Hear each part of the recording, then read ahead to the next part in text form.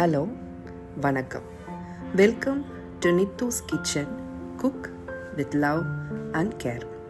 இந்த channel start பண்ணதோட நோக்கம் என்னென்னா, எனக்கு தெரிஞ்ச சமையலை நான் நல்லா சமைச்சு என் ஃபேமிலியும் ஃப்ரெண்ட்ஸும் ருசித்து சாப்பிட்ட சில உணவுகளோட ரெசிபீஸை உங்கள் கூடவும் ஷேர் பண்ணிக்க போகிறேன்.